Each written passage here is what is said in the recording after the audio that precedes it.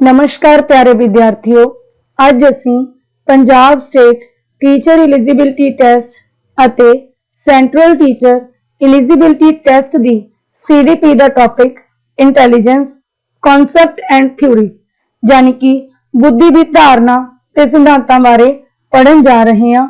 आओ शुरू करिए। सब तो पहला गल करते हैं, व्हाट इज इंटैलीजेंस, बुद्धि की है। Intelligence has been a controversial topic throughout psychology's history। जे असी मनोविज्ञान के इतिहास विच बुद्धि की गल करिए तो यह शुरू तो ही एक विवादपूर्ण विषय रहा है। Despite the substantial interest in the subject, there is still considerable disagreement about what component make up intelligence।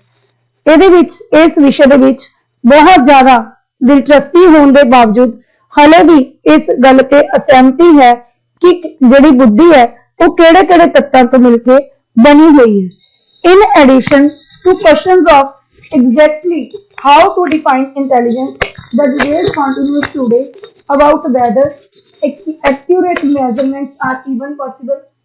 जिहड़ी कंट्रोवर्सी है एक तो इस चीज से चल रही है कि बुद्धि किन्ना तत्तां दा सुमेल है। इस दे नाल-नाल इंटैलीजेंस नू डिफाइन करने के क्वेश्चन के नाल इस गल ते भी हले डिबेट चल रही है कि बुद्धि नू सही तरीके नाल एक्यूरेट तरीके नाल मापिया जा सकता है या नहीं।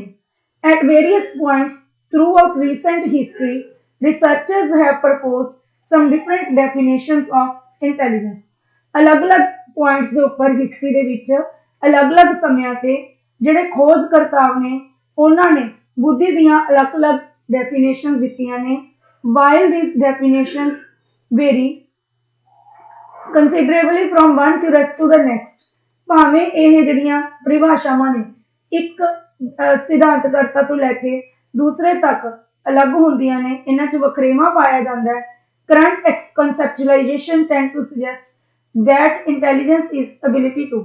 फिर भी जे असीं मौजूदा conceptions की गल करिए, धारणावां की गल करिए तो उन्हां दे अकॉर्डिंग जिहड़ी एट प्रेजेंट कॉन्सैप्ट्स चल रहे ने, इंटैलीजेंस जिहड़ी है कदी योग्यता वो देखदे आ इस नूं तीन हिस्सियां दे विच वंडिया गया। कुल मिला के जिहड़ियां इंटैलीजेंस दियां मॉडर्न डेफिनेशंस ने, they are categorized into 3 main parts. उन्हां नूं असीं तीन मुख्य हिस्सियां दे विच वंडिया है, तीन मुख्य योग्यतावां दे विच वंडिया है। First is ability to learn, याद करन दी जां सीखण दी योग्यता। लर्न फ्रॉम एक्सपीरियंस, तजर्बियां तो सीखना। The acquisition, retention and use of knowledge is an important component of intelligence. जिहड़ी सीखण दी योग्यता है इहदे विच अर्जित करना, ज्ञान नूं प्राप्त करना, फिर उहनूं धारण करना, अपनी बुद्धि दे विच धारण करना ते फिर ज्ञान दी वरतों करना, यह बुद्धि दा मुख्य कंपोनेंट है, हिस्सा है। नेक्स्ट एबिलिटी है ability to carry on abstraction. Abstraction हुंदा अमूर्त धारणावां नूं लैके चलना, उन्हां नूं जारी रखना। यानी कि जे साडे दिमाग दे विच कोई कॉन्सैप्ट बने किसी अमूर्त धारणा दे लई तां उहनूं दिमाग दे विच सांभना। रिकॉग्नाइज प्रॉब्लम, समस्यावां नूं पहचानना। समस्यावां नूं पहचानना तां ही संभव होएगा अगर जिहड़ी समस्या दे नाल जुड़े हुए वेरीएबल्स ने, जिहड़ियां एब्सट्रैक्शंस ने, असीं उहनां नूं समझ सकांगे। To put knowledge to use, इस दे लई फिर असीं की करना है, जो साडा ज्ञान है उहदी वरतों करनी है।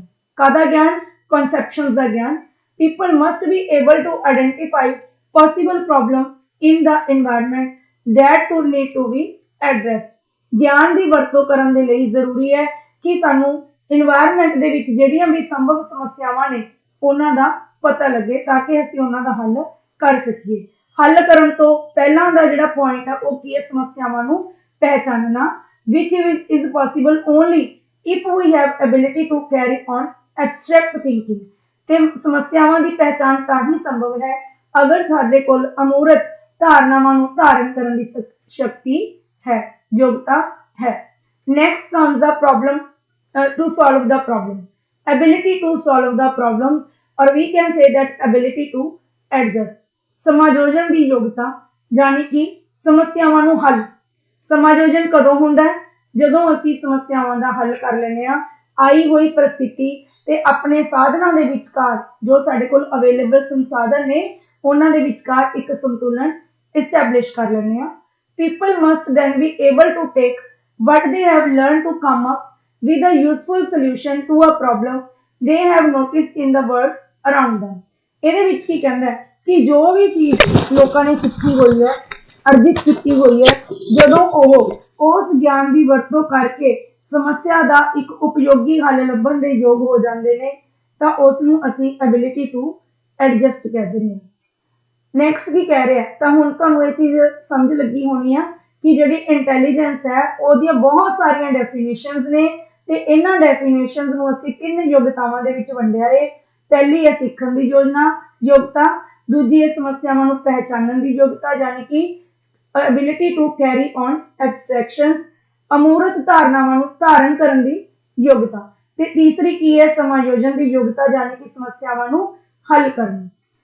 ਇੰਟੈਲੀਜੈਂਸ ਇਨਵੋਲਵਸ ਸਮ ਡਿਫਰੈਂਟ ਮੈਂਟਲ ਐਬਿਲਿਟੀਜ਼। ਜਿਹੜੀ ਬੁੱਧੀ ਹੈ ਇਹਦੇ ਵਿੱਚ ਵੱਖਰੀਆਂ ਵੱਖਰੀਆਂ ਜਿਹੜੀਆਂ ਮਾਨਸਿਕ ਯੋਗਤਾਵਾਂ ਸ਼ਾਮਿਲ ਹੁੰਦੀਆਂ ਨੇ, including logic, reasoning, problem solving and planning, ਜਿਨ੍ਹਾਂ ਦੇ ਵਿੱਚੋਂ ਕੁਝ ਕੁ ਦੇ ਅਸੀਂ ਨਾਮ ਲਿਖੇ ਨੇ ਜਿਵੇਂ ਕਿ ਤਰਕ ਦੀ ਸਮਰੱਥਾ ਹੋ ਗਈ, ਠੀਕ ਹੈ। ਉਸ ਤੋਂ ਬਾਅਦ ਰੀਜ਼ਨਿੰਗ ਵੀ ਤਰਕ ਹੀ ਹੁੰਦਾ, ਰੈਸ਼ਨਲ ਥਿੰਕਿੰਗ ਆਪਾਂ ਕਹਿ ਸਕਦੇ ਹਾਂ। ਪ੍ਰੋਬਲਮ ਸੋਲਵਿੰਗ ਕੀ ਹੈ ਸਮੱਸਿਆ ਦਾ ਹੱਲ ਕਰਨਾ ਤੇ ਯੋਜਨਾਬੰਦੀ ਕਰਨਾ। While psychologists often disagree about the definition and causes of intelligence, research on intelligence plays a significant role in many areas। ਭਾਵੇਂ ਕਿ ਜਿਹੜੇ ਮਨੋਵਿਗਿਆਨੀ ਨੇ ਉਹ ਇਸ ਗੱਲ ਤੇ ਅਸਹਿਮਤ ਨੇ ਕਿ ਐਗਜ਼ੈਕਟ ਡੈਫੀਨੇਸ਼ਨ ਕੀ ਹੈ ਇੰਟੈਲੀਜੈਂਸ ਦੀ, ਇਹਦੇ ਪਿੱਛੇ ਕਾਰਕ ਕੀ ਨੇ, ਪਰ ਫਿਰ ਵੀ ਜਿਹੜੀ ਰਿਸਰਚ ਹੈ ਬੁੱਧੀ ਦੇ ਉੱਪਰ ਬਹੁਤ ਹੀ ਮਹੱਤਵਪੂਰਨ ਰੋਲ ਅਦਾ ਕਰਦੀ ਹੈ ਬਹੁਤ ਸਾਰੇ ਖੇਤਰਾਂ ਦੇ ਵਿੱਚ, ਚਾਹੇ ਉਹ ਪੜ੍ਹਾਈ ਦਾ ਖੇਤਰ ਹੈ, ਚਾਹੇ ਉਹ ਕਰੀਅਰ ਦਾ ਖੇਤਰ ਹੈ, ਚਾਹੇ ਉਹ ਨੌਕਰੀ ਦੀ ਸਿਲੈਕਸ਼ਨ ਹੈ। ਬਹੁਤ ਸਾਰੇ ਖੇਤਰਾਂ ਦੇ ਵਿੱਚ ਇੰਟੈਲੀਜੈਂਸ ਦਾ ਰਿਸਰਚ ਦਾ ਯੋਗਦਾਨ ਹੈ। These areas include decisions regarding how much funding should be given to educational programs। ਇਹਦੇ ਵਿੱਚੋਂ ਸਭ ਤੋਂ ਮਹੱਤਵਪੂਰਨ ਖੇਤਰ ਕੀ ਹੈ ਕਿ ਸਿੱਖਿਆ ਦੇ ਖੇਤਰ ਦੇ ਵਿੱਚ ਕਿੰਨਾ ਪੈਸਾ ਲਗਾਇਆ ਜਾਵੇ। ਇਹ ਚੀਜ਼ ਵੀ ਕਾਹਦੇ ਤੇ ਆਧਾਰਿਤ ਹੈ ਇੰਟੈਲੀਜੈਂਸ ਦੀ ਰਿਸਰਚ ਦੇ ਉੱਪਰ। The use of testing to screen job applicants. ਇੱਕ ਜੌਬ ਦੇ ਲਈ ਜੇ 10 ਸੀਟਾਂ ਨੇ ਤਾਂ ਹਜ਼ਾਰਾਂ ਦੀ ਗਿਣਤੀ ਦੇ ਵਿੱਚ ਐਪਲੀਕੈਂਟਸ ਪਹੁੰਚਦੇ ਨੇ, ਉਹਨਾਂ ਨੂੰ ਛਾਂਟਣ ਦੇ ਲਈ ਵੀ, ਉਹਨਾਂ ਦੀ ਸਕਰੀਨਿੰਗ ਕਰਨ ਦੇ ਲਈ ਵੀ ਜਿਹੜੇ ਇੰਟੈਲੀਜੈਂਸ ਟੈਸਟ ਨੇ ਉਹ ਮਹੱਤਵਪੂਰਨ ਭੂਮਿਕਾ ਨਿਭਾ ਸਕਦੇ ਨੇ। ਤੇ ਬਹੁਤ ਤਰ੍ਹਾਂ ਦੀ ਰਿਸਰਚ ਇਸ ਖੇਤਰ ਦੇ ਵਿੱਚ ਕੀਤੀ ਜਾਂਦੀ ਹੈ ਕਿ ਅਸੀਂ ਕਿਵੇਂ ਬੈਟਰ ਵੇ ਨਾਲ ਇਹਨਾਂ ਨੂੰ ਸਕਰੀਨ ਕਰ ਸਕੀਏ। And the use of testing to identify children who need additional academic help। ਇਸ ਤੋਂ ਇਲਾਵਾ ਜਿਹੜੇ ਬੱਚੇ ਸਿੱਖਿਆ ਦੇ ਖੇਤਰ ਦੇ ਵਿੱਚ ਪਿੱਛੇ ਨੇ ਜਾਂ ਜਿਨ੍ਹਾਂ ਨੂੰ ਵਿਸ਼ੇਸ਼ ਮਦਦ ਦੀ ਸਹਾਇਤਾ ਦੀ ਲੋੜ ਹੈ, ਉਹਨਾਂ ਬੱਚਿਆਂ ਦੀ ਪਹਿਚਾਣ ਕਰਨ ਲਈ ਵੀ ਇੰਟੈਲੀਜੈਂਸ ਨੇ ਜਿਹੜੇ ਟੈਸਟ ਨੇ ਜਿਹੜੇ ਉਹ ਰੋਲ ਅਦਾ ਕਰਦੇ ਨੇ। ਥੋੜੀ ਜਿਹੀ ਹਿਸਟਰੀ ਦੀ ਵੀ ਗੱਲ ਕਰਾਂਗੇ ਆਪਾਂ ਇੰਟੈਲੀਜੈਂਸ ਬਾਰੇ। The term IQ was first coined in the early 20th century by a German psychologist named William Stern। ਬਹੁਤ ਵਾਰੀ ਇਹ ਕੁਐਸਚਨ ਪੁੱਛਿਆ ਗਿਆ ਕਿ IQ ਦਾ ਕਨਸੈਪਟ ਕਿਹਨੇ ਦਿੱਤਾ ਸੀ। 20ਵੀਂ ਸਦੀ ਦੇ ਆਰੰਭ ਦੇ ਵਿੱਚ ਇੱਕ ਜਰਮਨ ਮਨੋਵਿਗਿਆਨੀ ਵਿਲੀਅਮ ਸਟਰਨ ਨੇ ਇਹਦੀ ਧਾਰਨਾ ਦਿੱਤੀ ਸੀ। Psychologist Alfred Binet in 1905 developed the very first intelligence tests to help the French government identify school children who needed extra academic assistance। 1905 ਦੇ ਵਿੱਚ ਪਹਿਲਾ ਜਿਹੜਾ ਬੁੱਧੀ ਦਾ ਟੈਸਟ, ਬੁੱਧੀ ਦਾ ਪ੍ਰੀਖਣ ਟੈਸਟ ਐਲਫਰਡ ਬਿਨੇਟ ਨੇ ਤਿਆਰ ਕੀਤਾ ਸੀ, ਵਿਕਸਿਤ ਕੀਤਾ ਸੀ। ਕਿਹਦੇ ਲਈ? ਫਰਾਂਸ ਦੀ ਸਰਕਾਰ ਦੇ ਲਈ, ਤਾਂ ਕਿ ਉਹ ਸਰਕਾਰ ਹੈ ਜਿਹੜੀ ਉਹਨਾਂ ਸਕੂਲੀ ਬੱਚਿਆਂ ਦੀ ਪਹਿਚਾਣ ਕਰ ਸਕੇ ਜਿਨ੍ਹਾਂ ਨੂੰ ਪੜ੍ਹਾਈ ਦੇ ਖੇਤਰ ਦੇ ਵਿੱਚ, ਵਿਦਿਅਕ ਖੇਤਰ ਦੇ ਵਿੱਚ ਵਾਧੂ ਸਹਾਇਤਾ ਦੀ ਲੋੜ। ਬਿਨੇਟ was the first to introduce the concept of mental age or a set of abilities that children of a certain age possess। ਇਸ ਤੋਂ ਬਾਅਦ ਜਿਹੜਾ 1905 ਦੇ ਵਿੱਚ ਬਿਨੇਟ ਨੇ ਸਭ ਤੋਂ ਪਹਿਲੀ ਵਾਰ ਮੈਂਟਲ ਏਜ ਦਾ ਕਨਸੈਪਟ ਦਿੱਤਾ ਸੀ, ਜਿਹੜਾ ਕਿ ਇੱਕ ਪਾਰਟਿਕੂਲਰ ਏਜ ਗਰੁੱਪ ਦੇ ਬੱਚਿਆਂ ਦੀਆਂ ਦਿਮਾਗੀ ਯੋਗਤਾਵਾਂ ਦੇ ਸਮੂਹ ਨੂੰ ਦਰਸਾਉਂਦਾ ਹੈ।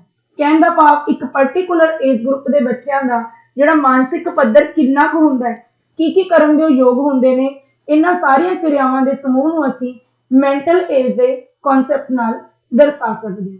The term IQ was first coined by, ये ਆਪਾਂ ਪਹਿਲਾਂ ਪੜ੍ਹ ਲਿਆ ਕਿ ਕਿਹਨੇ ਦਿੱਤੀ ਸੀ, ਵਿਲੀਅਮ ਸਟਰਨ ਨੇ। In 1912 1912 ਦੇ ਵਿੱਚ he suggested that this mental age be divided by the chronological age for each child। ਹੁਣ ਧਿਆਨ ਰੱਖਣਾ ਇਸ ਚੀਜ਼ ਦਾ, IQ ਦਾ ਕਨਸੈਪਟ ਬਾਅਦ ਚ ਆਇਆ, ਮੈਂਟਲ ਏਜ ਦਾ ਕਨਸੈਪਟ ਪਹਿਲਾਂ ਆ ਗਿਆ ਸੀ। ਯਾਨੀ ਕਿ ਜਿਹੜਾ ਪਹਿਲਾ ਇੰਟੈਲੀਜੈਂਸ ਟੈਸਟ ਬਣਿਆ ਸੀ ਉਹਦੇ ਵਿੱਚ IQ ਦਾ ਕਨਸੈਪਟ ਨਹੀਂ ਵਰਤਿਆ ਗਿਆ ਸੀ। that test was based on the mental age। ਤੇ ਫਿਰ ਇਸ ਮੈਂਟਲ ਏਜ ਦੇ ਕਨਸੈਪਟ ਨੂੰ ਯੂਜ਼ ਕਰਕੇ 1912 ਦੇ ਵਿੱਚ ਵਿਲੀਅਮ ਸਟਰਨ ਨੇ ਇਹ ਸੁਜੈਸਟ ਕੀਤਾ ਸੀ ਕਿ if we divide the mental age by chronological age which multiplied by 100 became the 10। ਤਾਂ ਉਹਨਾਂ ਨੇ ਕੀ ਕਿਹਾ ਸੀ ਕਿ ਜਦੋਂ ਅਸੀਂ ਮੈਂਟਲ ਏਜ ਨੂੰ chronological ਏਜ ਨਾਲ ਡਿਵਾਈਡ ਕਰਦੇ ਹਾਂ ਤੇ 100 ਨਾਲ ਗੁਣਾ ਕਰਦੇ ਹਾਂ ਤਾਂ ਜਿਹੜਾ ਮਲਟੀਪਲਾਇਰ ਆਉਂਦਾ, ਠੀਕ ਹੈ, ਜਿਹੜਾ ਡਿਜਿਟ ਆਉਂਦਾ ਤਾਂ ਉਹਨੂੰ ਅਸੀਂ ਕੀ ਕਹਿ ਦਿੰਦੇ ਆ, IQ ਕਹਿ ਦਿੰਦੇ ਆ, ਇੰਟੈਲੀਜੈਂਟ ਕੋਸ਼ੈਂਟ ਕਹਿ ਦਿੰਦੇ ਆ।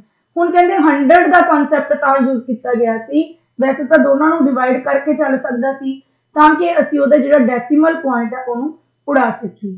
Since that time, intelligence testing has emerged as a widely used tool। ਹੁਣ ਜਦੋਂ IQ ਦਾ ਕਨਸੈਪਟ ਆਇਆ ਉਦੋਂ ਤੋਂ ਲੈ ਕੇ ਇੰਟੈਲੀਜੈਂਸ ਟੈਸਟਿੰਗ ਦੇ ਖੇਤਰ ਦੇ ਵਿੱਚ ਬਹੁਤ ਹੀ ਜ਼ਿਆਦਾ ਖੋਜ ਹੋ ਗਈ ਹੈ, ਕਹ ਲਓ ਇੱਕ ਕ੍ਰਾਂਤੀ ਆ ਗਈ ਜਿਹਦੇ ਨਾਲ ਬਹੁਤ ਸਾਰੇ ਸਕਿੱਲ ਤੇ ਐਪਟੀਟਿਊਡ ਟੈਸਟ ਹੈ ਜਿਹੜੇ ਹੋਂਦ ਚ ਆਏ। That has led to developing many other tests of skill and aptitude। ਅੱਗੇ ਗੱਲ ਕਰਦੇ ਹਾਂ ਸਿਧਾਂਤਾਂ ਦੀ, ਬੁੱਧੀ ਦੇ ਸਿਧਾਂਤ। Different researchers have proved a variety of theories to explain the nature of intelligence। ਬਹੁਤ ਸਾਰੇ ਖੋਜਕਰਤਾਵਾਂ ਨੇ ਬਹੁਤ ਸਾਰੇ ਸਿਧਾਂਤ ਦਿੱਤੇ ਨੇ ਬੁੱਧੀ ਦੇ ਨੇਚਰ ਨੂੰ ਐਕਸਪਲੇਨ ਕਰਨ ਲਈ। Here are some of the major theories of intelligence। ਕੁਝ ਮੁੱਖ ਸਿਧਾਂਤ ਅਸੀਂ ਕਰਾਂਗੇ ਜਿਹੜੇ ਕਿ ਪਿਛਲੇ that have emerged during last 100 years, ਜਿਹੜੇ ਪਿਛਲੇ 100 ਸਾਲਾਂ ਦੇ ਦੌਰਾਨ ਹੋਂਦ ਚ ਆਏ ਨੇ।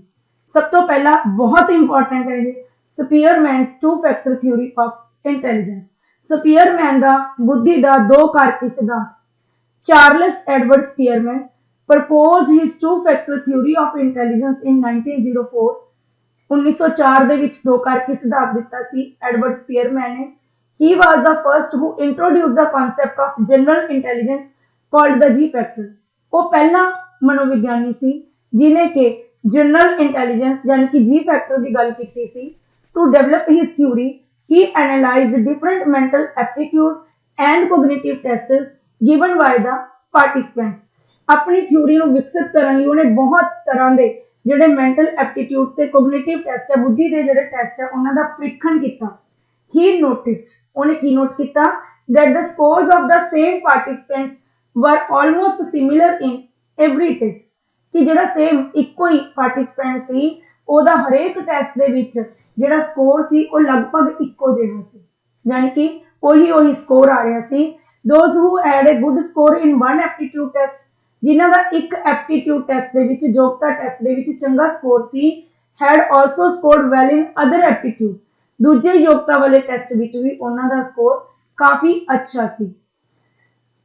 Which represents that there exists a factor that is common to all the intellectual and cognitive abilities of the person। ਜਿਸ ਤੋਂ ਉਹਨੂੰ ਇਹ ਸਿੱਟੇ ਤੇ ਪਹੁੰਚਿਆ ਉਹ ਕਿ ਸਾਰੀਆਂ ਹੀ ਬੌਧਿਕ ਯੋਗਤਾਵਾਂ ਦੇ ਵਿੱਚ ਕੁਝ ਨਾ ਕੁਝ ਤਾਂ ਕਾਮਨ ਹੈ, ਕੁਝ ਨਾ ਕੁਝ ਇੱਕ ਫੈਕਟਰ ਹੈ ਜਿਹੜਾ ਸਾਰਿਆਂ 'ਚ ਕਾਮਨ ਹੈ। ਇਸੇ ਕਰਕੇ ਇੱਕ ਯੋਗਤਾ ਵਾਲਾ ਬੰਦਾ ਦੂਸਰੀ ਯੋਗਤਾ 'ਚ ਵੀ ਅੱਛਾ ਰਿਜ਼ਲਟ ਦੇ ਰਿਹਾ। Using the factor analysis technique, ਫਿਰ ਉਹਨੇ ਫੈਕਟਰ ਵਿਸ਼ਲੇਸ਼ਣ ਵਿਧੀ ਦਾ ਵਰਤੋਂ ਕੀਤੀ। He examined the cognitive tests and concluded that factors related to intelligence can be measured and expressed numerically। ਤਾਂ ਉਹਨੇ ਕੋਗਨੀਟਿਵ ਟੈਸਟ ਦੇ ਪ੍ਰੀਖਣ ਤੋਂ ਇਹ ਸਿੱਟਾ ਕੱਢਿਆ ਸੀ ਕਿ ਜਿਹੜੇ ਇੰਟੈਲੀਜੈਂਸ ਟੈਸਟ ਨਾਲ ਰਿਲੇਟਡ ਫੈਕਟਰਸ ਨੇ ਉਹਨਾਂ ਨੂੰ ਮਾਪਿਆ ਤੇ ਨੰਬਰਾਂ ਦੇ ਵਿੱਚ ਨੂਮੈਰਿਕਸ ਦੇ ਵਿੱਚ ਐਕਸਪ੍ਰੈਸ ਕੀਤਾ ਜਾ ਸਕਦਾ ਹੈ। Spearman stated that various mental traits are not independent of each other। ਸਪੀਅਰਮੈਨ ਨੇ ਇਹ ਧਾਰਨਾ ਦਿੱਤੀ ਕਿ ਜਿਹੜੇ ਮੈਂਟਲ ਟ੍ਰੇਟਸ ਹੁੰਦੇ ਨੇ, ਜਿਹੜੀਆਂ ਯੋਗਤਾਵਾਂ ਹੁੰਦੀਆਂ ਨੇ, ਬੌਧਿਕ ਯੋਗਤਾਵਾਂ ਨੇ, ਉਹ ਇੱਕ ਦੂਜੇ ਤੋਂ ਸੁਤੰਤਰ ਨਹੀਂ ਹੁੰਦੀਆਂ। And there exists a common factor in all the cognitive abilities of the person। ਬਜਾਏ ਇਸ ਦੇ ਉਹਨੇ ਇਹ ਕਿਹਾ ਸੀ ਕਿ ਸਾਰੀਆਂ ਬੌਧਿਕ क्षमतावां दे विच, योग्यतावां दे विच एक साझा फैक्टर हुंदा है। He called this common factor the general factor or G factor। ਤੇ ਇਸ ਸਾਂਝੇ ਤੱਤ ਨੂੰ ਉਹਨੇ ਜਨਰਲ ਜਾਂ ਜੀ ਫੈਕਟਰ ਦਾ ਨਾਮ ਦਿੱਤਾ। He propose that intelligence consisted of two factors, ਤੇ ਉਹਨੇ ਅੱਗੇ ਇਹ ਵੀ ਕਿਹਾ ਕਿ ਜਿਹੜੀ ਬੁੱਧੀ ਹੈ ਉਹ ਦੋ ਕਾਰਕਾਂ ਤੋਂ ਮਿਲ ਕੇ ਬਣੀ ਆ। ਦਾ ਜੀ ਫੈਕਟਰ ਜਿਹੜੀ ਕਿ ਜਨਰਲ ਐਬਿਲਿਟੀ ਹੈ, ਸਧਾਰਨ ਯੋਗਤਾ ਹੈ, and the S factor specific ability, ਤੇ ਐਸ ਫੈਕਟਰ ਹੈ ਜਿਹੜੀ ਵਿਸ਼ੇਸ਼ ਯੋਗਤਾ ਹੈ। Is responsible for only the specific intellectual ਐਬਿਲਿਟੀਜ਼ of the person, ਤੇ ਜਿਹੜੀ ਵਿਸ਼ੇਸ਼ ਯੋਗਤਾ ਹੁੰਦੀ ਹੈ ਇਹ ਖਾਸ ਬੌਧਿਕ ਯੋਗਤਾਵਾਂ ਦੇ ਲਈ ਹੀ ਜ਼ਿੰਮੇਵਾਰ ਹੈ। According to Spearman every individual is born with a different level of G factor। ਸਪੀਅਰਮੈਨ ਨੇ ਕਿਹਾ ਕਿ ਹਰੇਕ ਵਿਅਕਤੀ ਹੈ ਜਿਹੜਾ ਉਹ ਡਿਫਰੈਂਟ ਲੈਵਲ G ਫੈਕਟਰ ਦਾ ਲੈ ਕੇ ਆਉਂਦਾ, ਕਿਸੇ 'ਚ G ਫੈਕਟਰ ਘੱਟ, ਕਿਸੇ 'ਚ ਵੱਧ। ਜੇ G ਫੈਕਟਰ ਜ਼ਿਆਦਾ ਇਟ ਮੀਨਸ ਉਹਦੀ ਇੰਟੈਲੀਜੈਂਸ, ਕਾਮਨ ਇੰਟੈਲੀਜੈਂਸ ਜਿਹਨੂੰ ਅਸੀਂ ਕਾਮਨ ਸੈਂਸ ਕਹਿੰਦੇ ਆ, ਉਹ ਜ਼ਿਆਦਾ ਹੈ।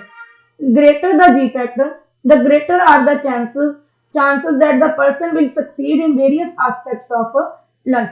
ਜਿੰਨਾ ਜ਼ਿਆਦਾ G ਫੈਕਟਰ ਹੋਏਗਾ ਉਨੀ ਇਸ ਚੀਜ਼ ਦੀ ਸੰਭਾਵਨਾ ਹੋਏਗੀ ਕਿ ਜਿਹੜਾ ਵਿਅਕਤੀ ਹੈ ਉਹ ਜੀਵਨ ਦੇ ਹਰ ਖੇਤਰ 'ਚ ਸਫਲ ਹੋਏਗਾ। whereas the S factor is not inborn, G factor inborn ਹੈ। ਤੁਹਾਡੇ ਜੋ ਪੇਰੈਂਟਸ ਕੋ ਜੱਦਾਂ ਤੋਂ ਤੁਸੀਂ ਲੈ ਕੇ ਆਏ ਹੋ ਉਹਨੇ ਤੁਹਾਡੇ G factor ਦੀ ਨਹੀਂ ਰੱਖਦੀ, ਬਟ ਜਿਹੜਾ S factor ਹੈ ਉਹ ਇਨਬੋਰਨ ਨਹੀਂ ਹੁੰਦਾ। people acquire this factor through experience, ਲੋਕ ਟ੍ਰੇਨਿੰਗ ਰਾਹੀਂ, ਸਿੱਖਿਆ ਰਾਹੀਂ, ਤਜਰਬੇ ਰਾਹੀਂ ਆਪਣੇ এনवायरमेंट ਦੇ ਵਿੱਚ ਗੁਜ਼ਰਦੇ ਹੋਏ ਐਸ ਫੈਕਟਰ ਨੂੰ ਗੇਨ ਕਰਦੇ ਨੇ। ਇਜ਼ ਦੈਟ ਕਲੀਅਰ ਕਿ ਐਸ ਫੈਕਟਰ ਹੈ ਜਿਹੜਾ ਉਹ ਅਰਜਿਤ ਕੀਤਾ ਜਾਂਦਾ ਹੈ, ਜੀ ਫੈਕਟਰ ਹੈ ਜਿਹੜਾ ਉਹ ਇਨਬੋਰਨ ਹੁੰਦਾ, ਤੇ ਹਰੇਕ ਦਾ ਜੀ ਫੈਕਟਰ ਦਾ ਲੈਵਲ ਉਹ ਅਲੱਗ-ਅਲੱਗ ਇਸੇ ਕਰਕੇ ਹੁੰਦਾ ਕਿਉਂਕਿ ਹਰੇਕ ਦੀ ਜਦ ਦਾ ਸੇਮ ਨਹੀਂ ਹੁੰਦੀ। Primary mental ability theory, this theory was given by psychologist Lawrence S. Thurston। ਥਰਸਟਨ ਨੇ ਥਿਊਰੀ ਦਿੱਤੀ ਸੀ। offered a different theory of intelligence, ਜਿਹੜੀ ਕਿ ਥੋੜੀ ਜਿਹੀ ਵਿਭਿੰਨ ਹੈ। instead of viewing intelligence as a single general ability, ਇੱਕ ਸਧਾਰਨ ਯੋਗਤਾ ਦੇ ਰੂਪ ਵਿੱਚ ਦੇਖਣ ਦੀ ਬਜਾਏ ਥਰਸਟਨ's theory focused on 7 different primary mental abilities। ਥਰਸਟਨ ਦੀ ਜਿਹੜੀ ਥਿਊਰੀ ਹੈ, ਥਰਸਟਨ ਦਾ ਜਿਹੜਾ ਸਿਧਾਂਤ ਹੈ ਉਹ 7 ਅਲੱਗ-ਅਲੱਗ ਪ੍ਰਾਇਮਰੀ ਮਾਨਸਿਕ ਯੋਗਤਾਵਾਂ ਦੇ ਉੱਪਰ ਆਧਾਰਿਤ ਹੈ। ਕਿਹੜੀਆਂ-ਕਿਹੜੀਆਂ ਨੇ ਇਹ? ਐਸੋਸੀਏਟਿਵ ਮੈਮਰੀ, ਜਿਹਨੂੰ ਅਸੀਂ ਮੈਮੋਰਾਈਜ਼ ਤੇ ਯਾਦ ਕਰਨ ਦੀ ਸ਼ਕਤੀ ਕਹਿੰਦੇ ਆ। ਨਿਊਮੈਰੀਕਲ ਐਬਿਲਿਟੀ, ਮੈਥਮੈਟੀਕਲ ਪ੍ਰੋਬਲਮਸ ਨੂੰ ਸੋਲਵ ਕਰਨ ਦੀ ਯੋਗਤਾ। ਪਰਸੈਪਚੁਅਲ ਸਪੀਡ, ਜਿਹੜਾ ਕਿ ਸਮਝਣ ਦੀ ਯੋਗਤਾ ਜਿਹਨੂੰ ਅਸੀਂ ਕਹਿ ਦਿੰਦੇ ਆ, ਜਿਹਦੇ ਵਿੱਚ ਸਮਾਨਤਾਵਾਂ ਤੇ ਡਿਫਰੈਂਸ ਆਉਂਦੇ ਨੇ। ਰੀਜ਼ਨਿੰਗ ਹੁੰਦੀ ਹੈ, ਤਰਕ ਦੀ ਯੋਗਤਾ। ਸਪੇਸ਼ੀਅਲ ਵਿਜ਼ੂਅਲਾਈਜ਼, ਜਿਹੜੇ ਸਪੇਸ਼ੀਅਲ ਚੀਜ਼ਾਂ ਨੇ ਟਾਈਮ ਸਪੇਸ ਦੇ ਵਿੱਚ ਰਿਲੇਸ਼ਨ ਇਸਟੈਬਲਿਸ਼ ਕਰਨਾ। ਵਰਬਲ ਕੰਪਰੀਹੈਂਸ਼ਨ, ਭਾਸ਼ਾ ਦੀ ਯੋਗਤਾ ਜਿਹਨੂੰ ਅਸੀਂ ਕਹਿੰਦੇ ਆ define and understand words. Word fluency ਹੁੰਦੀ ਹੈ, ਸ਼ਬਦਾਂ ਨੂੰ ਫਟਾਫਟ ਪ੍ਰੋਡਿਊਸ ਕਰਨ ਦੀ ਯੋਗਤਾ। ਠੀਕ ਹੈ, ਕੰਪਰੀਹੈਂਸ਼ਨ ਸਮਝਣ ਦੀ ਯੋਗਤਾ ਹੈ, ਫਲੂਐਂਸੀ ਪ੍ਰੋਡਕਸ਼ਨ ਦੀ ਯੋਗਤਾ ਹੈ। Next comes the theory of multiple intelligence. Double star ਲਗਾ ਲਓ, ਮੋਸਟ ਇੰਪੋਰਟੈਂਟ ਥਿਊਰੀ ਹੈ ਤੇ ਵਾਰ-ਵਾਰ ਪੁੱਛੀ ਜਾਂਦੀ ਹੈ। one of the most recent ideas to emerge is Howard Gardner's theory of multiple intelligence। ਇਹ ਬਹੁਤ ਹੀ ਰੀਸੈਂਟ ਤਾਜੀ ਸਿਧਾਂਤ ਹੈ Harvard gardener the multiple intelligence the. Gardner proposed that traditional idea of intelligence based on IQ testing didn't fully and accurately depict the person's abilities। Gardner ਨੇ ਕਿਹਾ ਕਿ ਜਿਹੜਾ ਪੁਰਾਤਨ ਆਈਡੀਆ ਹੈ, ਕਨਸੈਪਟ ਹੈ ਇੰਟੈਲੀਜੈਂਸ ਦਾ, ਇਹਦੇ ਬਾਰੇ ਸਿਧਾਂਤ ਹੈ ਜਿਹੜਾ ਕਿ IQ ਟੈਸਟਿੰਗ ਤੇ ਬੇਸਡ ਹੈ, ਇਹ ਪੂਰੇ ਤਰੀਕੇ ਨਾਲ ਕਿਸੇ ਵਿਅਕਤੀ ਦੀਆਂ ਯੋਗਤਾਵਾਂ ਨੂੰ ਨਹੀਂ ਦਰਸਾਉਂਦਾ। His theory proposed 8 different intelligence। ਇਹ ਕਹਿੰਦੇ ਹਰੇਕ ਵਿਅਕਤੀ 'ਚ ਇੱਕ ਅਲੱਗ ਤਰ੍ਹਾਂ ਦੀ ਬੁੱਧੀ ਹੁੰਦੀ ਹੈ, ਅਲੱਗ ਤਰ੍ਹਾਂ ਦੀ ਇੰਟੈਲੀਜੈਂਸ ਹੁੰਦੀ ਹੈ which is based on skills and abilities, ਜਿਹੜੇ ਕਿ ਉਹਦੇ ਅਲੱਗ-ਅਲੱਗ ਕੌਸ਼ਲ ਤੇ ਯੋਗਤਾਵਾਂ ਦੇ ਉੱਪਰ ਨਿਰਭਰ ਕਰਦੀ ਹੈ। that are valued in different cultures, ਜਿਹੜੇ ਕਿ ਵੱਖਰੇ-ਵੱਖਰੇ ਸਭਿਅਤਾਵਾਂ ਦੇ ਵਿੱਚ ਮੁੱਲਵਾਨ ਨੇ, ਸੁਸਾਇਟੀ ਟੂ ਸੁਸਾਇਟੀ ਡਿਫਰ ਕਰਦੇ ਨੇ। ਇਹ 8 ਤਰ੍ਹਾਂ ਦੀ ਇੰਟੈਲੀਜੈਂਸ ਕਿਹੜੀ ਹੈ? First of all, bodily kinesthetic movement, the ability to control your body movements and handle objects skillfully। ਇਹ ਉਹ ਯੋਗਤਾ ਹੈ ਜਿਸ ਦੇ ਰਾਹੀਂ ਅਸੀਂ ਆਪਣੀਆਂ ਸਰੀਰਕ ਕਿਰਿਆਵਾਂ ਨੂੰ ਕੰਟਰੋਲ ਨਿਯੰਤਰਿਤ ਕਰਦੇ ਹਾਂ ਤੇ ਆਬਜੈਕਟਸ ਨੂੰ ਧਿਆਨ ਨਾਲ ਸੰਭਾਲਦੇ ਹਾਂ। ਇਹਦੇ ਵਿੱਚ ਐਥਲੀਟਸ ਆ ਜਾਣਗੇ, ਡਾਂਸਰਸ ਆ ਜਾਣਗੇ, ਠੀਕ ਹੈ, ਬਹੁਤ ਜਿਹੜੇ ਆਪਣੀ ਬੋਡੀ ਨੂੰ ਬਹੁਤ ਵਧੀਆ ਯੋਗਾ ਕਰਨ ਵਾਲੇ ਆ ਜਾਣਗੇ, ਉਹ ਆਪਣੀ ਬੋਡੀ ਨੂੰ ਆਪਣੇ ਤਰੀਕੇ ਨਾਲ ਫਲੈਕਸੀਬਲ ਬਣਾ ਕੇ ਰੱਖਦੇ ਨੇ, ਮੂਵਮੈਂਟਸ ਕਰਵਾ ਸਕਦੇ ਨੇ। ਇੰਟਰਪਰਸਨਲ ਇੰਟੈਲੀਜੈਂਸ, ਇੰਟਰਪਰਸਨਲ ਜਿਵੇਂ ਕਿ ਨਾਮ ਤੋਂ ਹੀ ਪਤਾ ਲੱਗ ਰਿਹਾ ਦੋ ਵਿਅਕਤੀਆਂ ਦੇ ਵਿਚਕਾਰ ਅੰਤਰ ਵਿਅਕਤੀਗਤ, the capacity to detect and respond appropriate to the moods, motivations and desires of others, ਦੂਜਿਆਂ ਦੇ ਮੂਡ ਨੂੰ ਸਮਝਣਾ, ਪ੍ਰੇਰਨਾ ਨੂੰ ਸਮਝਣਾ, ਇੱਛਾਵਾਂ ਨੂੰ ਸਮਝਣਾ, ਕੁੱਲ ਮਿਲਾ ਕੇ ਦੂਸਰਿਆਂ ਦੇ ਮਨ ਨੂੰ ਸਮਝਣਾ ਤੇ ਉਹਦੇ ਅਕੋਰਡਿੰਗ ਐਕਟ ਕਰਨਾ। ਇਹ ਉਹ ਯੋਗਤਾ ਹੈ ਜਿਹਦੇ ਰਾਹੀਂ ਕਈ ਲੋਕ ਬੜਾ ਵਧੀਆ ਆਪਣਾ ਸਮਾਜਿਕ ਦਾਇਰਾ ਕਾਇਮ ਕਰਦੇ ਨੇ। ਇਹਦੇ ਵਿੱਚ ਅਸੀਂ ਕੀ ਕਹਿ ਸਕਦੇ ਹਾਂ, ਜਿਹੜੇ ਕਾਉਂਸਲਰਸ ਆ ਜਾਣਗੇ, ਸਾਈਕੈਟਰਿਸਟਸ ਆ ਜਾਣਗੇ, ਹੋਰ ਦੇਖੋ ਸਮਾਜਿਕ ਦਾਇਰੇ 'ਚ ਕਿਹੜੇ ਲੋਕ ਆ ਸਕਦੇ ਨੇ, ਠੀਕ ਹੈ, ਜਿਨ੍ਹਾਂ ਦਾ ਸਮਾਜਿਕ ਦਾਇਰਾ ਬਹੁਤ ਹੁੰਦਾ ਉਹ ਸਾਰੇ ਇਹਦੇ ਵਿੱਚ ਸ਼ਾਮਿਲ ਨੇ। ਇੰਟਰਾਪਰਸਨਲ, ਇੰਟਰਾ ਇਹਦੇ ਬਿਲਕੁਲ ਆਪੋਜ਼ਿਟ ਹੈ, ਇਹ ਦੋ ਵਿਅਕਤੀਆਂ ਦੇ ਵਿਚਕਾਰ ਹੈ। ਇਹ ਆਪਣੇ ਆਪ ਨਾਲ ਇੰਟੈਲੀਜੈਂਸ, ਆਪਣੇ ਆਪ ਨਾਲ ਸਮਾਯੋਜਨ, ਆਪਣੇ ਆਪ ਨੂੰ ਸਮਝਣਾ, the capacity to be self aware, ਆਪਣੇ ਆਪ ਤੋਂ ਚੇਤਨ ਹੋਣਾ, ਜਾਗਰੂਕ ਹੋਣਾ, and in tune with inner feelings, values, beliefs and thinking process, ਆਪਣੀਆਂ ਅੰਦਰੂਨੀ ਭਾਵਨਾਵਾਂ, ਕਦਰਾਂ ਕੀਮਤਾਂ, ਵਿਸ਼ਵਾਸ, ਥਿੰਕਿੰਗ ਪ੍ਰੋਸੈਸ, ਆਪਣੀ ਸੋਚਣ ਸਮਝਣ ਦੀ ਪ੍ਰਕਿਰਿਆ ਨੂੰ ਨਿਯੰਤਰਿਤ ਕਰਨਾ, ਉਹਨੂੰ ਸਮਝਣਾ, that is intrapersonal intelligence। ਜਿਹੜੇ ਲੋਕ ਆਪਣੇ ਆਪ ਦੇ ਅੰਦਰ ਝਾਤ ਮਾਰ ਲੈਂਦੇ ਨੇ, ਸੰਤ ਲੋਕ, ਉਹਨਾਂ ਨੂੰ ਅਸੀਂ ਇਸ ਕੈਟੇਗਰੀ ਦੇ ਵਿੱਚ ਰੱਖ ਸਕਦੇ। ਅੱਗੇ ਆਉਂਦਾ ਜੀ ਲੌਜੀਕਲ ਮੈਥਮੈਟੀਕਲ ਇੰਟੈਲੀਜੈਂਸ, ਜਿਵੇਂ ਕਿ ਨਾਮ ਤੋਂ ਹੀ ਪਤਾ ਲੱਗ ਰਿਹਾ, ਦੀ ਐਬਿਲਿਟੀ ਟੂ ਥਿੰਕ ਕਨਸੈਪਚੁਅਲੀ ਐਂਡ ਐਬਸਟ੍ਰੈਕਟਲੀ, ਜਦੋਂ ਅਸੀਂ ਸੰਕਲਪਾਂ ਨੂੰ ਅਮੂਰਤ ਤੌਰ ਤੇ ਸੋਚ ਸਕਦੇ ਹਾਂ, ਸਾਡੇ ਅੰਦਰ ਐਬਸਟ੍ਰੈਕਟ ਥਿੰਕਿੰਗ ਡਿਵੈਲਪ ਹੈ, and capacity to discern logically on numerical patterns, ਤੇ ਜਦੋਂ ਅਸੀਂ ਸੰਖਿਆਤਮਕ ਪੈਟਰਨਸ ਦੇ ਉੱਪਰ ਤਰਕ ਲਗਾ ਸਕਦੇ ਹਾਂ, ਸੰਖਿਆਵਾਂ ਦੇ ਉੱਪਰ ਤਰਕ ਲਗਾਉਂਦੇ ਹਾਂ, ਤਾਂ ਇਹਨੂੰ ਲੌਜੀਕਲ ਮੈਥਮੈਟੀਕਲ ਇੰਟੈਲੀਜੈਂਸ ਕਹਿ ਦਿੰਦੇ ਹਾਂ। ਇਹ ਜ਼ਿਆਦਾਤਰ ਹੁੰਦੀ ਹੈ ਵਿਗਿਆਨੀਆਂ ਦੇ ਵਿੱਚ, ਮੈਥਮੈਟੀਸ਼ੀਅਨਸ ਦੇ ਵਿੱਚ ਇਹ ਜਿਹੜੀ ਤਰਕ ਹੈ ਪਾਇਆ ਜਾਂਦਾ ਹੈ। ਮਿਊਜ਼ੀਕਲ ਇੰਟੈਲੀਜੈਂਸ, ਦੀ ability to produce and appreciate rhythm, pitch and timbre, ਇਹ ਜਿਹੜੇ ਸੰਗੀਤ ਦੇ ਵੱਖਰੇ ਵੱਖਰੇ ਪਹਿਲੂ ਨੇ, ਤਾਲ, ਪਿਚ, ਟਿੰਬਰ ਤੇ ਲੱਕੜ ਵੀ ਹੈ, ਇਹ ਸੰਗੀਤ ਨਾਲ ਸੰਬੰਧਿਤ ਹੈ। ਇਹਨਾਂ ਚੀਜ਼ਾਂ ਨੂੰ ਜਿਹਨੂੰ ਸਮਝਣ ਆਉਂਦੀ ਹੈ ਤੇ ਖੁਦ ਨੂੰ ਪ੍ਰੋਡਿਊਸ ਕਰਨਾ ਆਉਂਦਾ ਹੈ, ਉਹਦੇ 'ਚ ਸੰਗੀਤ ਦੀ ਜਿਹੜੀ ਬੁੱਧੀ ਹੈ ਜ਼ਿਆਦਾ ਹੁੰਦੀ ਹੈ। ਇਹ ਜ਼ਿਆਦਾਤਰ ਸੰਗੀਤਕਾਰਾਂ ਦੇ ਵਿੱਚ, ਮਿਊਜ਼ੀਸ਼ੀਅਨ ਦੇ ਵਿੱਚ, ਤੇ ਜਿਹੜੇ ਆਪਣੇ ਇਹ ਕਹਿ ਲਓ ਕਿ ਕੈਸੇਟਸ ਪ੍ਰੋਡਿਊਸਰਸ ਨੇ ਉਹਨਾਂ ਦੇ ਵਿੱਚ ਹੁੰਦੀ ਹੈ, ਜਾਂ ਫਿਰ ਜਿਹੜੇ ਜੱਜ ਹੁੰਦੇ ਨੇ ਮਿਊਜ਼ੀਕਲ ਕਿਸੇ ਵੀ ਕੰਟੈਸਟ ਦੀ। ਜੱਜ ਵੀ ਕੀ ਹੁੰਦੇ ਨੇ, ਖੁਦ ਸੰਗੀਤਕਾਰ ਹੀ ਹੁੰਦੇ ਨੇ। ਨੈਚੁਰਲਿਸਟਿਕ ਇੰਟੈਲੀਜੈਂਸ ਹੁੰਦੀ ਹੈ ਕੁਦਰਤ ਨਾਲ ਸੰਬੰਧਿਤ ਜੀ ਬੁੱਧੀ, ਦੀ ability to recognise and categorise animals, plants and other objects in nature, ਜੀਵ ਜੰਤੂ, ਪੌਦੇ ਤੇ ਹੋਰ ਕੁਦਰਤੀ ਚੀਜ਼ਾਂ ਦੇ ਪਹਿਚਾਣ ਕਰਨਾ, ਉਹਨਾਂ ਬਾਰੇ ਜਾਣਕਾਰੀ ਇਕੱਤਰ ਕਰਨ ਦਾ ਜਿਨ੍ਹਾਂ ਨੂੰ ਸ਼ੌਕ ਹੁੰਦਾ ਹੈ, ਉਹਨਾਂ ਦੇ ਵਿੱਚ ਕੁਦਰਤੀ ਬੁੱਧੀ ਜ਼ਿਆਦਾ ਹੁੰਦੀ ਹੈ। ਇਹ ਬੋਟੈਨਿਸਟ ਹੁੰਦੇ ਨੇ ਜਿਹੜੇ, ਠੀਕ ਹੈ, ਬਾਇਓਲੋਜਿਸਟ ਹੋ ਗਏ, ਜਾਂ ਮਾਲੀ ਕਹਿ ਸਕਦੇ ਆ, ਗਾਰਡਨਰ, ਠੀਕ ਹੈ, ਤੇ ਜਾਂ ਫਿਰ ਆਪਾਂ ਇਹ ਕਹਿ ਲਈਏ ਜਿਹੜੇ ਫਿਜ਼ੀਸ਼ੀਅਨਸ ਹੁੰਦੇ ਨੇ, ਜਿਨ੍ਹਾਂ ਨੂੰ ਜਾਨਵਰਾਂ ਦਾ ਆਪਾਂ ਵੈਟਰਨਰੀ ਡਾਕਟਰ ਦੇ ਵਿੱਚ ਲਿਜਾ ਸਕਦੇ ਹਾਂ, ਉਹਨਾਂ ਨੂੰ ਇਸ ਚੀਜ਼ ਦਾ ਗਿਆਨ ਜ਼ਿਆਦਾ ਹੁੰਦਾ ਹੈ, ਐਨੀਮਲਸ ਦਾ, ਠੀਕ ਹੈ। ਜਿਹੜੇ ਬੋਟੈਨਿਸਟ ਹੁੰਦੇ ਉਹਨਾਂ ਨੂੰ ਪਲਾਂਟਸ ਦਾ ਜ਼ਿਆਦਾ ਹੁੰਦਾ ਹੈ, ਤਾਂ ਉਹਨਾਂ ਦੇ ਵਿੱਚ ਕੁਦਰਤੀ ਜਿਹੜੀ ਬੁੱਧੀ ਹੈ ਜ਼ਿਆਦਾ ਹੋਏਗੀ।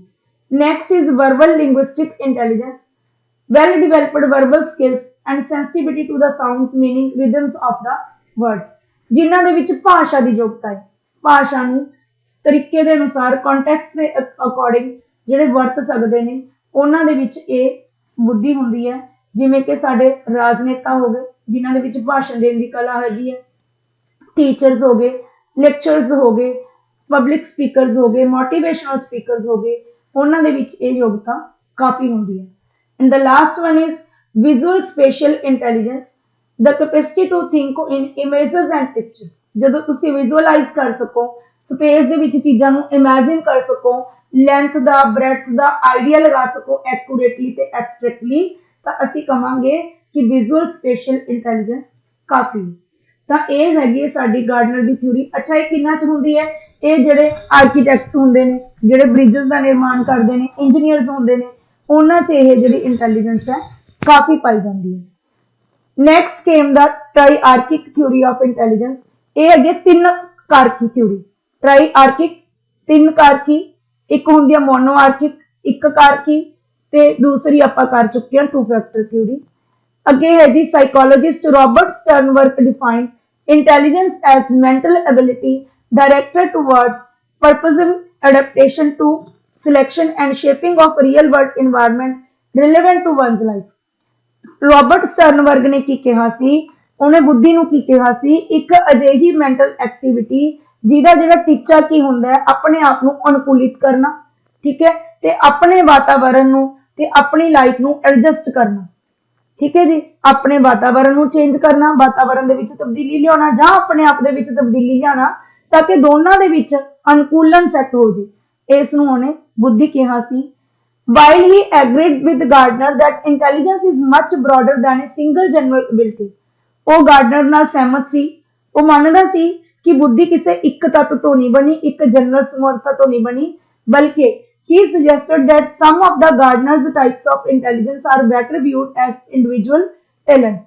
ਉਹਨੇ ਜਿਹਨੂੰ ਅਲੱਗ-ਅਲੱਗ ਬੁੱਧੀ ਮੰਨਿਆ ਗਾਰਡਨਰ ਨੇ, ਜਿਹੜਾ ਆਪਣਾ ਟ੍ਰਾਈਆਰਕਿਕ ਥਿਊਰੀ ਵਾਲਾ ਸਟਰਨਬਰਗ ਹੈ, ਉਹ ਇਹਨੂੰ ਕੇਵਲ ਸਾਡੇ ਟੈਲੈਂਟ ਮੰਨਦੇ, ਇੱਕ ਵਿਅਕਤੀ 'ਚ ਇੱਕ ਤੋਂ ਵੱਧ ਟੈਲੈਂਟ ਹੋ ਸਕਦੇ ਨੇ। ਸਟਰਨਬਰਗ proposed what he referred to as successful intelligence which involves 3 different factors। ਤਾਂ ਉਹਨੇ ਬੁੱਧੀ 3 ਚੀਜ਼ਾਂ ਤੋਂ ਮਿਲ ਕੇ ਬਣੀ ਹੋਈ ਦੱਸਿਆ। First is analytical intelligence to evaluate information and solve problems। Next is creative intelligence, ability to come up with new ideas। And practical intelligence, ability to adapt to changing environment। Next on the G, structure of intellect model। It is also very important model। JP Guildford ਨੇ ਦਿੱਤਾ ਇਹ। ਇਹਨੇ ਕੀ ਕਿਹਾ, ਬੁੱਧੀ ਦਾ structure, ਬੁੱਧੀ ਦਾ ਜਿਹੜੀ ਸੰਰਚਨਾ ਕਿਵੇਂ ਦੀ ਹੁੰਦੀ ਹੈ। Guilford's structure of intellect theory, ਜਿਹਨੂੰ ਅਸੀਂ SI ਥਿਊਰੀ ਜਾਂ ਸਟਰਕਚਰ ਆਫ ਇੰਟੈਲੈਕਟ ਮਾਡਲ ਕਹਿੰਦੇ ਆ, ਇਹਦੇ according intelligence is viewed as, intelligence ਕੀ ਹੁੰਦੀ ਹੈ, comprising operation, content and products. ਕਹਿੰਦੇ ਬੁੱਧੀ ਨੂੰ 3 ਹਿੱਸਿਆਂ 'ਚ ਅਸੀਂ ਵੰਡ ਸਕਦੇ ਹਾਂ। ਇੱਕ ਤਾਂ ਉਹਦੇ ਜਿਹੜੇ ਆਪਰੇਸ਼ਨ ਕੀ ਨੇ, ਸੰਚਾਲਨ ਕੀ ਨੇ, ਕੰਟੈਂਟ ਉਹਦੀ ਸਮੱਗਰੀ ਕੀ ਹੈ, ਤੇ ਪ੍ਰੋਡਕਟ ਦੇ ਤੌਰ ਤੇ ਕੀ ਨਿਕਲ ਕੇ ਆਉਂਦਾ ਹੈ ਜਦੋਂ ਅਸੀਂ ਬੁੱਧੀ ਨੂੰ ਪ੍ਰੋਸੈਸ ਕਰਦੇ ਹਾਂ। ਇਹਨੇ ਇਹ 3 ਚੀਜ਼ਾਂ ਦੀ ਗੱਲ ਕੀਤੀ ਹੈ। ਤਾਂ ਇਹ ਕੀ ਕਹਿੰਦਾ ਅੱਗੇ, there are 6 kinds of operation। 6 ਤਰ੍ਹਾਂ ਦੇ ਹੁੰਦੇ ਨੇ ਇਹ ਆਪਰੇਸ਼ਨ, ਜਿਹਦੇ ਵਿੱਚ ਕੋਗਨੀਸ਼ਨ ਸਮਝ, ਮੈਮਰੀ ਯਾਦ ਸ਼ਕਤੀ, ਮੈਮਰੀ ਰਿਕਾਰਡਿੰਗ ਹੋ ਗਿਆ, ਮੈਮਰੀ ਰਿਟੈਂਸ਼ਨ ਹੋ ਗਿਆ, ਠੀਕ ਹੈ, ਧਾਰਨ ਕਰਨਾ ਬੁੱਧੀ ਦੇ ਵਿੱਚ, ਡਾਈਵਰਜੈਂਟ ਥਿੰਕਿੰਗ, ਅਲੱਗ-ਅਲੱਗ ਪੁਆਇੰਟ ਆਫ ਵਿਊ ਤੋਂ ਸੋਚਣਾ, ਕਨਵਰਜੈਂਟ ਪ੍ਰੋਡਕਸ਼ਨ, ਸਾਰੀਆਂ ਚੀਜ਼ਾਂ ਨੂੰ ਇੱਕ ਪੁਆਇੰਟ ਤੇ ਲਿਆ ਕੇ ਸੋਚਣਾ, ਤੇ ਇਵੈਲੂਏਸ਼ਨ, ਕਿਸੇ ਚੀਜ਼ ਦਾ ਮੁਲਾਂਕਣ ਕਰਨਾ। ਇਹ ਸਾਰੇ ਪ੍ਰੋਸੈਸਸ ਨੇ, ਆਪਰੇਸ਼ਨਸ ਨੇ ਜਿਹੜੇ ਬੁੱਧੀ ਕਰਦੀ ਹੈ। 6 kinds of products, ਤੇ 6 ਤਰ੍ਹਾਂ ਦਾ ਉਤਪਾਦ ਪੈਦਾ ਕਰਦੀ ਹੈ। ਸਾਡੀ ਸਾਰੀ ਜਿਹੜੀ ਨੌਲੇਜ ਹੈ ਉਹ ਪ੍ਰੋਸੈਸਿੰਗ ਤੋਂ ਬਾਅਦ ਜਾਂ ਤਾਂ ਯੂਨਿਟਸ ਦੀ ਫਾਰਮ ਦੇ ਵਿੱਚ ਹੁੰਦੀ ਹੈ, ਕਲਾਸੀਫਿਕੇਸ਼ਨ ਕਰਦੀ ਹੈ, ਰਿਲੇਸ਼ਨ ਇਸਟੈਬਲਿਸ਼ ਕਰ ਦਿੰਦੀ ਹੈ, ਸਿਸਟਮ ਨੂੰ ਸਥਾਪਿਤ ਕਰ ਦਿੰਦੀ ਹੈ, ਟ੍ਰਾਂਸਫਾਰਮੇਸ਼ਨ ਤਬਦੀਲੀ ਆ ਸਕਦੀ ਹੈ ਆਫਟਰ ਪ੍ਰੋਸੈਸਿੰਗ, ਐਂਡ ਇੰਪਲੀਮੈਂਟੇਸ਼ਨ, ਤੇ ਇਸ ਨੂੰ ਲਾਗੂ ਕੀਤਾ ਜਾ ਸਕਦਾ ਹੈ। ਕੰਟੈਂਟ ਦੇ ਵਿੱਚ ਇਹਨੇ ਕੀ ਕਿਹਾ, ਸਾਡੀ ਬੁੱਧੀ ਦਾ ਕੰਟੈਂਟ ਇਨਪੁਟ ਕੀ ਹੈ। 5 kinds of inputs, ਵਿਜ਼ੂਅਲ ਹੋ ਸਕਦੀ ਹੈ ਸਾਡੀ ਜਾਣਕਾਰੀ, ਆਡੀਟਰੀ ਸੁਣ ਕੇ ਹੋ ਸਕਦੀ ਹੈ, ਸਿੰਬੋਲਿਕ ਸਿੰਬਲ ਦੀ ਫਾਰਮ ਦੇ ਵਿੱਚ ਹੋ ਸਕਦੀ ਹੈ, ਸਿਮੈਂਟਿਕ ਅਰਥ ਦੀ ਫਾਰਮ ਦੇ ਵਿੱਚ ਹੋ ਸਕਦੀ ਹੈ, ਤੇ ਬਿਹੇਵੀਅਰਲ ਵਿਵਹਾਰਿਕ ਫਾਰਮ ਦੇ ਵਿੱਚ ਹੋ ਸਕਦੀ ਹੈ। Since each of this dimensions is independent, ਹਰੇਕ ਚੀਜ਼ ਦੂਜੇ ਤੋਂ ਸੁਤੰਤਰ ਹੈ, ਤਾਂ there are theoretically 180 different components of intelligence. ਤਾਂ ਬੁੱਧੀ ਦੇ ਟੋਟਲ ਜਿਹੜੇ ਕਾਰਕ ਬਣੇ ਉਹ ਕਿੰਨੇ ਬਣੇ, 6 into 6 into 5, ਛਿੱਕਮ 36 5 180। ਤਾਂ JP ਗਿਲਫਰਡ ਦੇ ਮਾਡਲ ਦੇ ਅਕੋਰਡਿੰਗ ਜਿਹੜੀ ਬੁੱਧੀ ਹੈ ਉਹ 180 ਕੰਪੋਨੈਂਟਸ ਤੋਂ ਮਿਲ ਕੇ ਬਣੀ ਹੁੰਦੀ ਹੈ। ਅਗਲਾ ਜਿਹੜਾ ਕਨਸੈਪਟ ਆਉਂਦਾ, ਫਲੂਇਡ ਐਂਡ ਕ੍ਰਿਸਟਲਾਈਜ਼ਡ ਇੰਟੈਲੀਜੈਂਸ, ਤਰਲ ਤੇ ਕ੍ਰਿਸਟਲਾਈਜ਼ਡ ਬੁੱਧੀ। The concept of fluid and crystallized intelligence were introduced in 1963 by the psychologist Raymond Cattell। ਇਹਦੀ ਜਿਹੜੀ ਧਾਰਨਾ 1963 ਦੇ ਵਿੱਚ R ਕੈਟਲ ਨੇ ਦਿੱਤੀ ਸੀ। ਉਹਨੇ ਕੀ ਕਿਹਾ ਸੀ, according to Cattell's psychometrically based theory, ਜਿਹੜੀ ਕਿ ਇੱਕ ਸਾਈਕੋਮੈਟਰੀ ਇੱਕ ਪ੍ਰਕਾਰ ਦਾ ਟੈਸਟ ਹੁੰਦਾ ਹੈ, ਉਹਦੇ ਤੇ ਆਧਾਰਿਤ ਥਿਊਰੀ ਹੈ। ਉਹਨੇ ਕੀ ਕਿਹਾ ਸੀ, general intelligence is subdivided into GF and GC। ਜਿਹੜੀ ਸਾਡੀ ਜਰਨਲ ਬੁੱਧੀ ਹੈ ਉਹਨੂੰ ਅਸੀਂ 2 ਹਿੱਸਿਆਂ 'ਚ ਵੰਡ ਸਕਦੇ ਹਾਂ, ਇੱਕ ਫਲੂਇਡ ਤੇ ਇੱਕ crystallize. Fluid intelligence is the ability to solve new problems. Fluid intelligence ਕੀ ਹੁੰਦੀ ਹੈ, ਸਾਡੀ ਉਹ ਯੋਗਤਾ ਜਿਹਦੇ ਰਾਹੀਂ ਅਸੀਂ ਨਵੀਆਂ ਸਮੱਸਿਆਵਾਂ ਦਾ ਹੱਲ ਕਰਦੇ ਹਾਂ ਵਿਦਆਊਟ ਯੂਜ਼ਿੰਗ ਪਾਸਟ ਐਕਸਪੀਰੀਅੰਸ, बिना पिछले तजर्बियां की मदद ले and is correlated with a number of important skills such as comprehension, problem solving and learning। ਤੇ ਇਹਦੇ ਵਿੱਚ ਕਿਹੜੇ-ਕਿਹੜੇ ਕੌਸ਼ਲ ਸ਼ਾਮਲ ਨੇ? ਸਮਝ, ਸਮੱਸਿਆ ਦਾ ਹੱਲ ਕਰਨਾ ਤੇ ਸਿੱਖਣਾ। crystallized intelligence on the other hand, crystal ਕੀ ਹੁੰਦੇ ਨੇ? ਰਵੇ, ਜਿਹੜੇ ਹੌਲੀ-ਹੌਲੀ ਚੀਜ਼ਾਂ ਦੇ ਜੰਮਣ ਨਾਲ ਬਣਦੇ ਨੇ। ਤਾਂ ਇਹ ਇੱਕ ਤਰੀਕੇ ਨਾਲ ਜੰਮੀ ਹੋਈ ਇੰਟੈਲੀਜੈਂਸ ਹੈ which involves the ability to deduce secondary relational abstractions by applying previously learned primary relation abstraction। ਇਹਦੇ ਵਿੱਚ ਕੀ ਆਉਂਦਾ? ਸਿੱਧੇ ਤੌਰ ਤੇ ਤੁਹਾਨੂੰ ਮੈਂ ਦੱਸਦੀ ਹਾਂ, ਇਹ ਉਹ ਯੋਗਤਾ ਹੈ ਜਿਹਦੇ ਰਾਹੀਂ ਅਸੀਂ ਆਪਣੇ ਪੁਰਾਣੇ ਗਿਆਨ ਦੇ ਆਧਾਰ ਤੇ ਕੁਛ ਨਾ ਕੁਛ ਸਿੱਟਾ ਕੱਢਦੇ ਹਾਂ, ਪੁਰਾਣੇ ਗਿਆਨ ਨੂੰ ਅਪਲਾਈ ਕਰਦੇ ਹਾਂ ਤੇ ਜਿਹੜੀ ਨਵੀਂ ਧਾਰਨਾ ਹੈ ਉਹਨੂੰ ਵਿਕਸਿਤ ਕਰਦੇ ਹਾਂ ਪੁਰਾਣੇ ਰੂਲਸ ਨੂੰ ਅਪਲਾਈ ਕਰਕੇ। ਤਾਂ ਇੱਥੋਂ ਤੱਕ ਅਸੀਂ ਇਸ ਵੀਡੀਓ ਦੇ ਵਿੱਚ ਕਵਰ ਕਰਾਂਗੇ। ਇੰਟੈਲੀਜੈਂਸ ਦਾ ਅਗਲਾ ਪਾਰਟ ਹੈ ਇੰਟੈਲੀਜੈਂਸ ਟੈਸਟਿੰਗ, ਬੁੱਧੀ ਦਾ ਮਾਪਣ। ਉਸ ਨੂੰ ਅਸੀਂ ਅਗਲੀ ਵੀਡੀਓ ਦੇ ਵਿੱਚ ਕਵਰ ਕਰਾਂਗੇ। ਪਿਆਰੇ ਵਿਦਿਆਰਥੀਓ, ਮੈਨੂੰ ਉਮੀਦ ਹੈ ਕਿ ਅੱਜ ਦਾ ਟੌਪਿਕ ਤੁਹਾਨੂੰ ਜ਼ਰੂਰ ਸਮਝ ਆਇਆ ਹੋਵੇਗਾ। ਇਸ ਲਈ ਵੱਧ ਤੋਂ ਵੱਧ ਵੀਡੀਓ ਨੂੰ ਲਾਈਕ ਕਰੋ, ਸ਼ੇਅਰ ਕਰੋ ਤੇ ਸਾਡੇ ਚੈਨਲ ਨੂੰ ਸਬਸਕ੍ਰਾਈਬ ਕਰਨਾ ਨਾ ਭੁੱਲੋ। ਅਗਰ ਬੈਲ ਆਈਕਨ ਪ੍ਰੈਸ ਨਹੀਂ ਕੀਤਾ ਤਾਂ ਕਰ ਲਓ ਤਾਂ ਕਿ ਆਉਣ ਵਾਲੀਆਂ ਵੀਡੀਓ ਦੇ ਨੋਟੀਫਿਕੇਸ਼ਨ ਤੁਹਾਡੇ ਤੱਕ ਪਹੁੰਚਦੇ ਰਹਿਣ। ਅੱਜ ਦੀ ਵੀਡੀਓ ਦੇਖਣ ਲਈ ਤੁਹਾਡਾ ਬਹੁਤ ਬਹੁਤ ਧੰਨਵਾਦ।